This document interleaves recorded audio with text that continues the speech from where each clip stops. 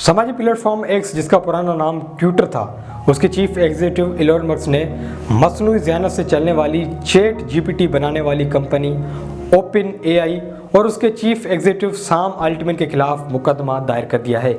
गैर मुल्की खबर रसां इदारे की रिपोर्ट के मुताबिक इलोन मस्क ने 2015 में एआई कंपनी बनाने में मदद की थी, ताहम 2018 में वो अलग हो गई थी। इलोन मस्क ने सैन फ्रांसिस्को में दायर अदालती दस्तावेज में दावा किया है कि कंपनी असल में एक गैर मुनाफा बख्श कामों के लिए बनाई गई थी।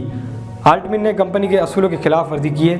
उन्होंने माइक्रोसॉफ्ट पर कई बार ओपन एआई को कंट्रोल करने का इल्ज़ाम भी लगाया है। बाज़ कंपनी ने उन दावों की तरदीद की थी। वाज़ेह है कि 2019 में माइक्रोसॉफ्ट ने ओपन एआई में अरबों डॉलर्स की सरमायाकारी की थी। एलोन मस्क ने मौक़िफ़ इख्तियार किया है कि हकीकत में ओपन एआई को दुनिया की सबसे बड़ी टेक्नोलॉजी कंपनी माइक्रोसॉफ्ट की झेली कंपनी में तब्दील कर दिया गया है। उन्होंने ओपन एआई के मालिकान पर जोर दिया है कि वो हक़ाइक़ अवाम के सामने लाएं। एलोन मस्क ने कहा है कि कंपनी माइक्रोसॉफ्ट के साथ मिलकर मुनाफा के उसूल के लिए काम कर रही है, जिसकी इंसानियत के लिए संगीन नताइज हो सकते हैं।